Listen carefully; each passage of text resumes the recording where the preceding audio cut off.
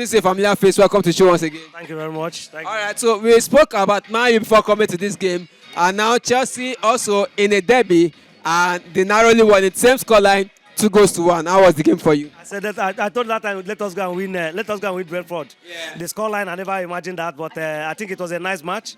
Brentford came with a plan to fight, and they fought to the end. Nice game for Chelsea. Nice win. Hard end 3 points for Chelsea. I appreciate this point. All right, so the game started, it was end-to-end from the very beginning to the very end. And Cucurella got the first goal, an unlikely goal scorer. And then Nicholas Jackson got second in the second half. But somehow, Brentford fought back, got a goal on a break, and they almost got a second too. Just walk us through the game. How was it for you? I think like we said, from end-to-end games, Chelsea have enough time to bury this game. Chelsea created enough chance to bury the game. It would have been 3-4, it would have been 3-0, it would have been 4-0, it would have been at least 3-0 to end the match.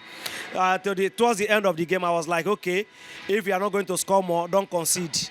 But Chelsea being Chelsea, like I keep saying, being small boys again, they are going to be overreacting.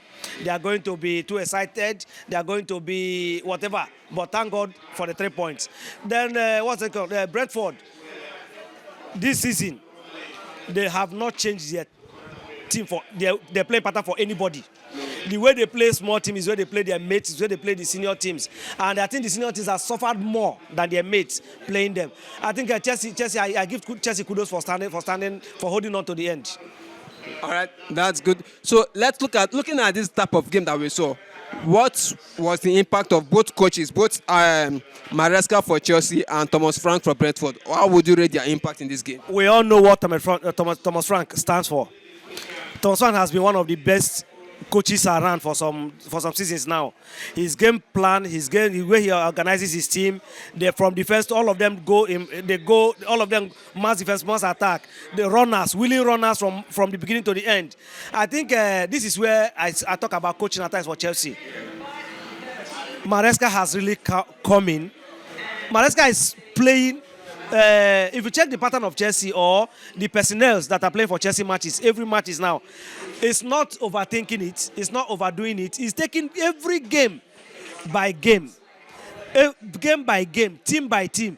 People were talking about changes. Let him do changes. I said, who is going to change? People that went to Europa, Conference League, all of that, they came back on Friday. Who is he going to change? See, some of them are the so-called first-team players. All of them were not dressed. We don't know what would have happened. Look at our bench. Only Kuku was the senior player that was there, and that's the only person that he played. I think he tried to maintain the core of the team.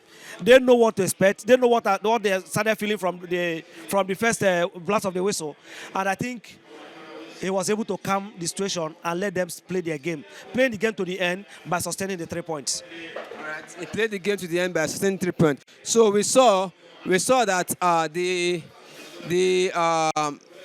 in the game, we also saw how it all ended, but we saw that the coaches also had good impact. Now, looking at the calendar too, it's going to be a hectic run of games even into the new year.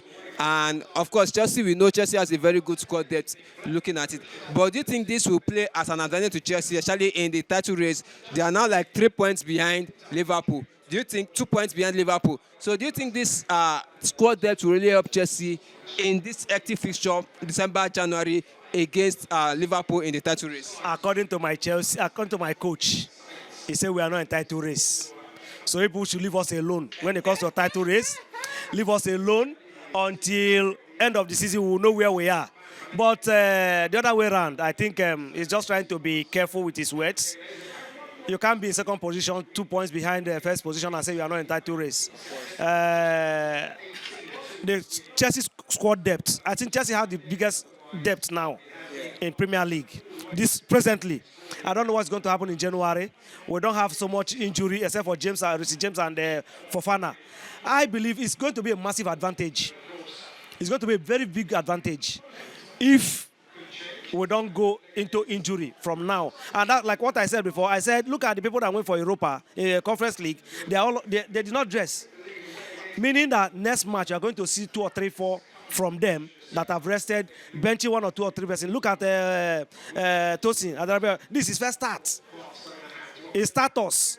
It's not a small boy in Premier League. But as it started, this is first Premier League, meaning that Chelsea have enough to deal with from that defensive area. But personally, I have always loved Tosi kind of personality in that he can't play. It's just that he forgets himself. It's just that when you see pacey players, he may not be able to contest with the pace.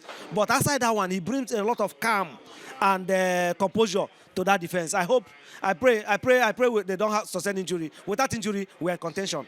But don't say we are not. All right, seems like Enzo Maresca is taking a leaf from the playbook of the legendary Claudio Ranieri in 2016-2017 when he said, Leicester, we are not in the running for the Premier League, but they just wanted to avoid relegation. And somehow, avoiding relegation, they won the league in it. So we'll see if that playbook will also work again for Chelsea. Thanks for your time. We appreciate it. Have a wonderful day. Thank you very much.